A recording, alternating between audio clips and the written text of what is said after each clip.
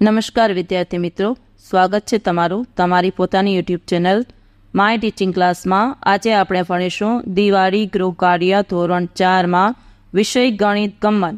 જો વિદ્યાર્થી મિત્રો, જે કોષ્ટક આપેલું છે, કોષ્ટક આપણે અધૂરું છે એ પૂર્ણ કરવાનું છે। તો એકમ, દશક, સો અને હજારના અંક આપેલા હોય તો એને સંખ્યા જોડીને અંકમાં લખવાની, પછી એ જ સંખ્યાને આપણે શબ્દમાં લખવાનું છે। ચાલો, પેલું છે 5438। તો ઉદાહરણ આપેલું છે 5438, એને શબ્દમાં લખી। બીજું છે 6503, પછી ત્રીજું છે 7084, પછી જ્યાં ખાની ખાલા હોય ત્યાં તમારે અંક લખવાના છે 4995, તો 4995। પછીનું છે 8009, પછીનું છે 9566, પછી છે 7893, પછીનું છે 9983, 6566, 4888। જો વિદ્યાર્થી મિત્રો, પછીનો પ્રશ્ન છે તરત પછીની સંખ્યા લખો। તો પહેલામાં આવશે 4557, બીજામાં આવશે 7431, ત્રીજામાં આવશે 9960, ચોથામાં આવશે 4000, પાંચમામાં આવશે 6680, છઠ્ઠામાં આવશે 7001, સાતમામાં આવશે 5690, આઠમામાં આવશે 8565, નવમામાં આવશે 5002। ચાલો વિદ્યાર્થી મિત્રો, હવે ત્રીજું તરત પહેલાની સંખ્યા। પહેલામાં લખો 3999, બીજામાં લખો 3199, ત્રીજામાં લખો 4999, ચોથામાં લખો 5789, પાંચમામાં લખો 8459, છઠ્ઠામાં લખો 6999, સાતમામાં લખો 6399, આઠમામાં લખો 9699 અને નવમામાં લખો 7999। ચાલો વિદ્યાર્થી મિત્રો, હવે વચ્ચેની સંખ્યા આપેલી આપણે લખવાની છે। આગળ પાછળની સંખ્યા આપી છે અને વચ્ચેની સંખ્યા લખો।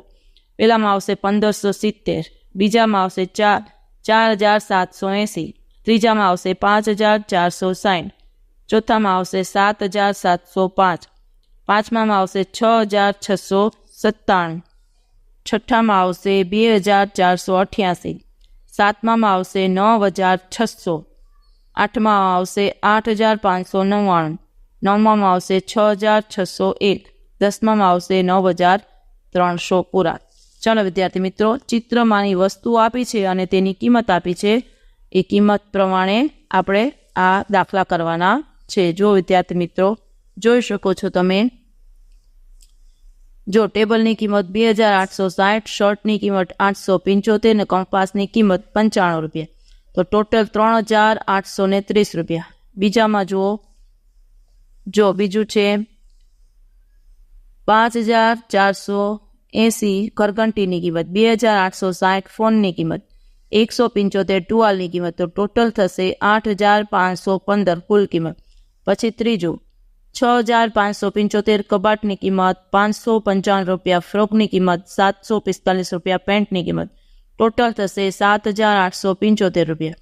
હવે ચોથું, એમાં લખો 3999 ટીવીની કિંમત, 2860 ટેબલની કિંમત, 555 રૂપિયા ફ્રોકની કિંમત, ટોટલ થશે 7414 રૂપિયા। પાંચમું જુઓ, 2860 ફોનની કિંમત, 175 રૂપિયા ટુવાલની કિંમત, 95 રૂપિયા કંપાસની કિંમત, ટોટલ થશે 3130 રૂપિયા। છઠ્ઠું લખો 6775 રૂપિયા કબાટની કિંમત, 5480 રૂપિયા ઘરઘંટીની કિંમત, 875 રૂપિયા શર્ટની કિંમત, ટોટલ થશે 12930 રૂપિયા કુલ કિંમત થશે। ચાલો વિદ્યાર્થી મિત્રો, આગળ જુઓ, સરવાળા છે। પહેલા સરવાળાનો જવાબ આવશે 5539, બીજાનો જવાબ આવશે 8894, ત્રીજાનો જવાબ આવશે 7234, પછી છે બાદબાકી। બાદબાકીમાં પહેલાનો જવાબ આવશે 6102, બીજાનો આવશે 1757 અને ત્રીજામાં આવશે 3465। ચાલો હવે આપણે બાદબાકીના દાખલા કરવાના છે। જો 7281 ઘરઘંટીની કિંમત છે, એમાંથી પંખાની કિંમત આપણે બાદ કરવાની છે 1045, તો વધે 6236, ઘરઘંટીની કિંમત વધારે છે। બીજું છે 9,510 ટીવીની કિંમત છે, એમાંથી 4,531 રૂપિયા મોબાઈલની કિંમત બાદ કરવાની છે, તો 4,979 ટીવીની કિંમત વધારે છે. પછીનો પ્રશ્ન છે સાદુરૂપ આપો. જો વિદ્યાર્થી મિત્રો પેલા બે સરવાળા છે તો બે સરવાળા કરી તો 5,434 5,434માંથી 1,897 આપણે બાદ કરવાના એટલે 3,537 રૂપિયા. ચાલો પછીનું છે એમાં પણ એમ જ છે, બે સરવાળા છે 4,732 વત્તા 1,875 બેનો સરવાળો કરો 6,607 એમાંથી આપણે 2,876 બાદ કરવાના છે તો એનો જવાબ આવશે 3,731 રૂપિયા. ચાલો વિદ્યાર્થી મિત્રો હવે પછીનું જોઈએ ત્રીજામાં જુઓ એમાં પણ એમ જ છે, બેનો સરવાળો 4,456 3,259 7,715 7,715માંથી 5,879 બાદ કરીએ તો 1,846. હવે આવશે ચોથું 5,011 એમાંથી 3,744 બાદ કરો એટલે 1,267 આવે. 1,267માંથી 999 બાદ કરીએ તો 368 આવે. ચાલો વિદ્યાર્થી મિત્રો હવે ખાલી જગ્યા પૂરીએ. 15,50 ચાલો વિદ્યાર્થી મિત્રો ખાલી જગ્યા પૂરો. 15,50 75 17,7 119 15,2 30 17,3 51 15,8 120 ને 17,4 68. ચાલો ગુણાકાર કરવાના છે બરાબર. ચાલો બીજું 85 ગુણ્યા 35 તો બેનો ગુણાકાર 2,975 જોઈ શકો છો. પછી 70 ગુણ્યા 28 તો એનો ગુણાકાર થશે 1,960. ચાલો વિદ્યાર્થી મિત્રો હવે 13મો પ્રશ્ન છે, બંગડી દોરી અને ઘડિયાળ દોરી એમાં રંગ પૂરો અને એનો સમય દર્શાવવાનો છે. ચાલો વિદ્યાર્થી મિત્રો આગળ જોઈએ.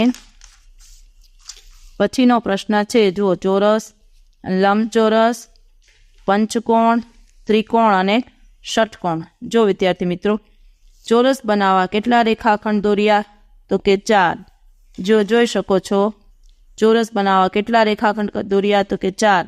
તો જો 1 2 3 અને 4. પછીનું છે લંબચોરસ બનાવવા કેટલા રેખાખંડ દોર્યા તો કે 8. જો લંબચોરસ 1 2 3 4 5 6 7 અને 8. ચાલો વિદ્યાર્થી મિત્રો ત્રિકોણ બનાવવા કેટલા રેખાખંડ દોર્યા તો કે 4. ત્રિકોણ બનાવવા તો કે 1 2 3 અને 4 દોર્યા. પછી ષટકોણ બનાવવા કેટલા રેખાખંડ દોર્યા? ષટકોણ બનાવવા કેટલા રેખાખંડ દોર્યા તો કે 6. તો જુઓ 1 2 3 4 5 અને 6 દોર્યા. પછી પંચકોણ બનાવવા કેટલા રેખાખંડ દોર્યા તો પણ 6 આવશે. જો 1 2 3 4 5 અને 6 આવી રીતે 6 આવશે. ચાલો હવે આપણે 3 વખત આ બધું લખવાનું છે. જો વિદ્યાર્થી મિત્રો આ જે કાંઈ આપેલું છે એ તમારે બધાએ 3 વખત એક અને એક લખવાનું છે. જોઈ શકો છો તમે.